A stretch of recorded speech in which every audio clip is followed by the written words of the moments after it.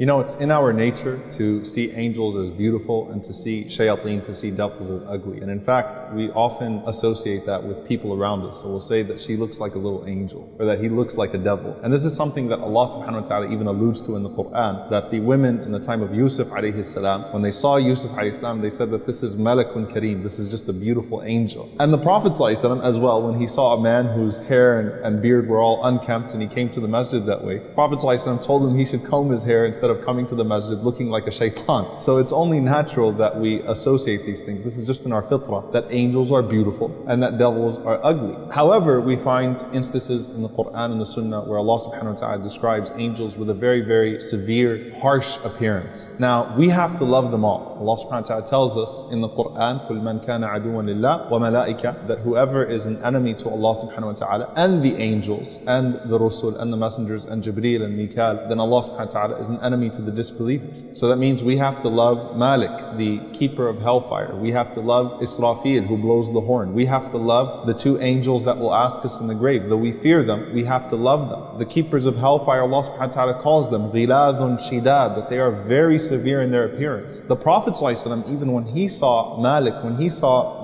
the keeper of hellfire, Malik, Rasulullah ﷺ described a frightening appearance. I mean, Malik, the Prophet ﷺ was shocked that he didn't smile, he didn't laugh, he didn't greet the Prophet ﷺ the way that other angels did. And when Rasulullah ﷺ asked Jibreel ﷺ about that, Jibreel ﷺ said that if he was to smile at anyone, it would be you, but he's never smiled since hellfire has been created. And so, even though the Prophet ﷺ saw him that way, and the keepers of hellfire are severe, and Munkar and Nakir, the two angels that come to us in the grave, have a very frightening appearance, they don't necessarily look that way. Allah subhanahu wa ta'ala is capable of making their appearance in a certain way. However, all of them are created from nur, all of them are created from light, and all of them are beautiful. But Allah subhanahu wa ta'ala changes the appearance to certain people depending on who they are and depending on who those angels are as well. So even with the angel of death, when he comes to us and when he comes with his helpers, everyone sees him differently. So Allah subhanahu wa ta'ala mentions to us the believer as he's leaving this world, he sees very beautiful faces. The Prophet ﷺ, he mentioned to us that when the angel of death comes with his helpers, who come with the kafan, who come with the cloth that would carry the soul of the believer, they come reeking of musk, of a beautiful smell, a beautiful scent. They're extremely beautiful, extremely comforting in their sight. And as the angel of death approaches, the believer feels a sense of comfort, right? He doesn't feel scared at all. Umar ibn Abdul Aziz, rahimahullah, as he was passing away, he started to see these angels in the phase that's called al-ihtidar. Ihtidar means the presence of the angels as you're about to leave this world. Umar ibn Abdul Aziz, he smiled and his face lit up and he said, "Marhaban bihadihi al-wujuh." Welcome to these beautiful faces, التي ليست في وجوه إنس ولا جان, that clearly don't belong to human beings or jinn. He was delighted because he recognized that these faces were so beautiful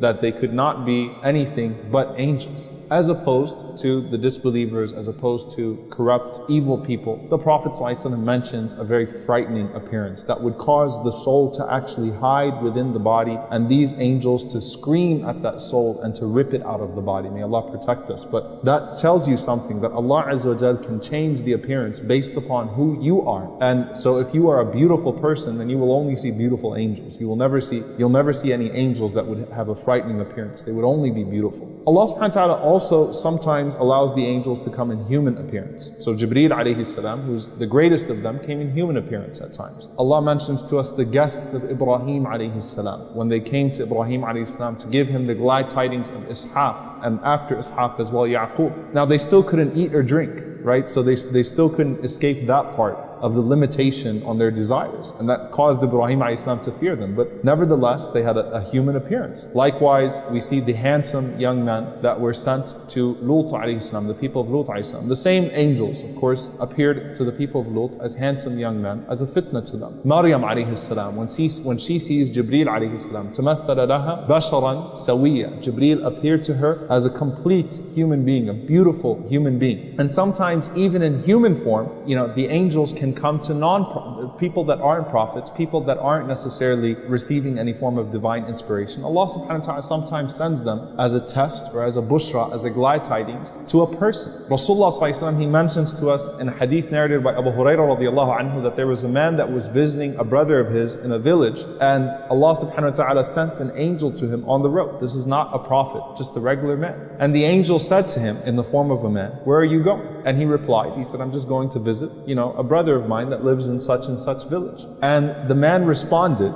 and said, do you owe him something? Is there some sort of worldly transaction between you? To see if this is truly the only reason he's going to visit him, for the sake of Allah subhanahu wa ta'ala. And so the man says, "No, I just love him for Allah. That's all. I'm going to visit him because I love him for Allah." So the angel responded in the form of the man, obviously, and said, فَإِنِّي رَسُولُ اللَّهِ إِلَيْكَ, I am a messenger of Allah that's been sent to you. أَنَّ اللَّهَ أَحَبَّكَ, that Allah loves you, كَمَا أَحْبَبْتَ, the way that you loved your brother. So that's a good situation. And then we find that sometimes the angels are sent in human form to test people. There's a very famous hadith in Al-Bukhari where the Prophet ﷺ mentions that there was a blind man, a bald man, and a leper. And Allah subhanahu wa ta'ala sent an angel to them, and Allah subhanahu wa ta'ala asked them what it is that they wanted. So obviously each one wanted out of whatever it is that was hindering them, or that was causing them to have a certain appearance. Allah subhanahu wa ta'ala allowed the angel to cure them. So the leper was cured from his leprosy, the blind man was cured from his blindness, the bald man got a divine hair transplant. The angel rubbed on his head, mashallah, he had a full head of hair, and they were given wealth. One was given camels, one was given cows, one was given sheep. Then Allah tested them by sending the same angel to them in the form that they used to have. So the man that used to be blind saw a blind man, and so on and so forth. So they're capable of that as well when Allah subhanahu wa ta'ala decides. And finally we find Musa alayhi salam. There's a very peculiar hadith with Musa alayhi salam that Rasulullah sallallahu alaihi wasallam says, and this is an authentic narration, that when the angel of death came to Musa alayhi salam, Musa alayhi salam punched him in the face and his eye fell out. Right? And that could be literal or just to show the impact of the hit of Musa alayhi salam. And the angel went and complained to Allah subhanahu wa ta'ala. Allah restored him, obviously. And then he came back to Musa alayhi salam explaining who he was. So some of the scholars, some of the commentators, they say that Musa didn't actually know that he was the angel of death because he came in the form of a man. And he thought that he was just someone snooping around his house that just entered into his house. And that's why Musa alayhi salam reacted that way. In any case, we find that they're able to assume many shapes and many forms. Now, a lot of people will say, well, then can I see human angels? It's very unlikely, and the last thing you should assume if you saw something strange is that you just saw a human angel. However, Allah knows best it can happen, and we ask Allah subhanahu wa ta'ala that we're surrounded by the malaika in whatever form they may be.